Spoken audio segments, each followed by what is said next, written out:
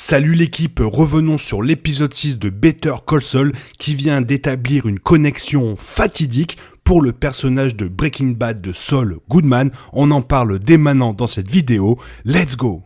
Petit message avant de commencer réellement cette vidéo, seul on va plus vite mais ensemble on va beaucoup plus loin et on est 515 sur la chaîne. Merci énormément à tous ceux qui se sont abonnés. Quant à toi qui hésite encore à t'abonner, abonne-toi sinon tu vas avoir besoin du réparateur d'aspirateur. Merci. Alors que la dernière saison de Better Call Saul approche de son point central, Jimmy McGill lutte désespérément pour garder la tête hors de l'eau, alors que Saul Goodman prend pleinement racine. De Mike dans la saison 1 à Spooch dans la saison 6, chaque connaissance illicite de Breaking Bad, faite dans le préquel, approche Jimmy inévitablement vers sa fugue au Nebraska. Avant l'aube de l'ère Breaking Bad, il reste la petite affaire de la dernière arnaque de Jimmy McGill et Kim Wexler à résoudre. Un complot pour déshonorer Howard et régler l'affaire Sandpiper en cours afin que tout le monde reçoive l'argent qui lui est dû. La phase culminante n'a pas encore été jouée, mais dans l'épisode 6, on voit Jimmy et Kim qui se préparent en visitant le docteur local pour tout ce qui est illégal, le docteur Caldera. Bien qu'il arrive à la recherche d'une drogue dont on ne connaît pas encore l'usage mais qui pourrait avoir un lien avec Howard, les avocats repartent avec quelque chose de bien plus précieux. Le doux cadeau de la connaissance. Caldera révèle qu'il est prêt à prendre sa retraite, du crime bien sûr, pas pour continuer à faire son vrai métier qui est vétérinaire, et cherche à vendre son livre noir de contact. Parcourir le livre est inutile puisque Caldera écrit chaque entrée en code, mais une seule carte de visite sans prétention attire l'attention de Jimmy et Kim.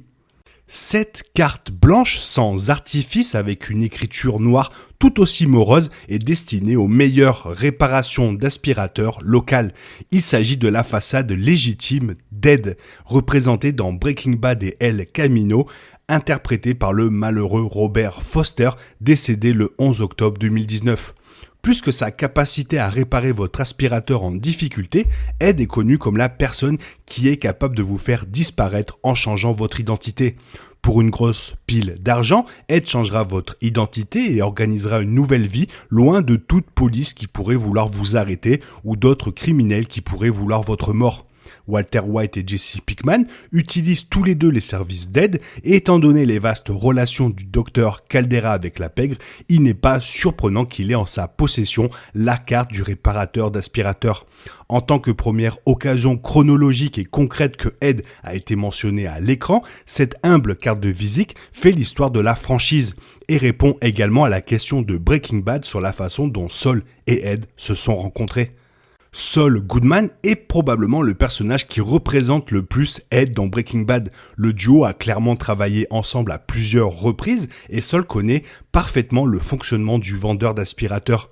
Cependant, comme le duo ne s'est pas croisé dans Better Call Saul, l'origine de leur partenariat reste donc inconnue. Robert Foster est malheureusement décédé en 2019, ce n'est donc pas une rencontre à laquelle nous assisterons à l'écran, mais la carte de visite confirme plus ou moins que Saul et Ed se sont connus grâce au petit livre noir du docteur Caldera.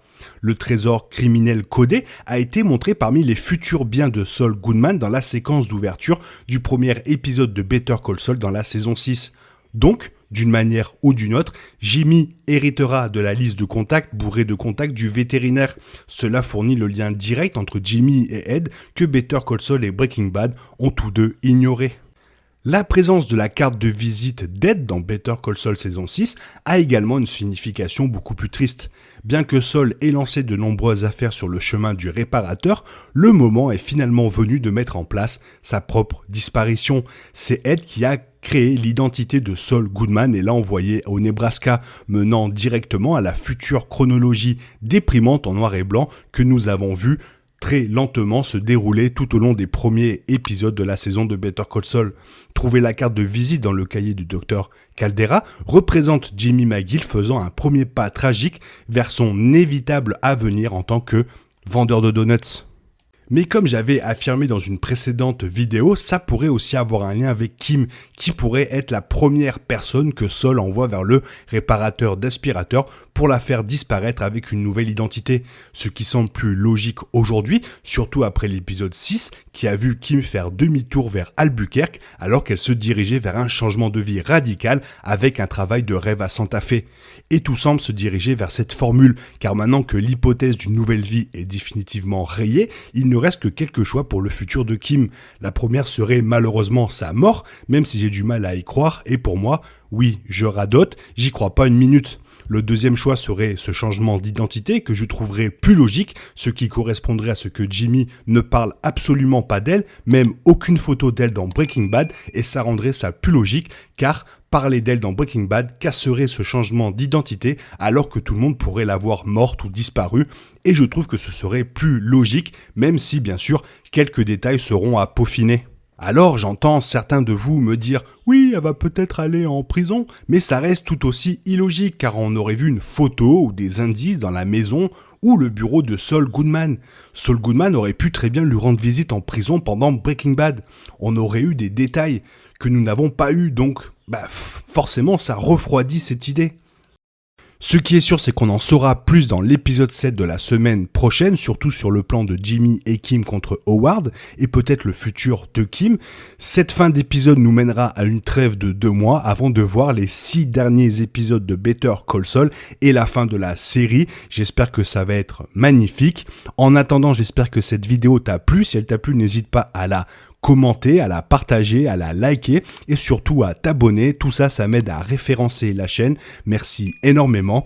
Je te souhaite une bonne matinée, après-midi, peut-être une bonne soirée ou un bon week-end. Bisous, bisous. Hasta la vista.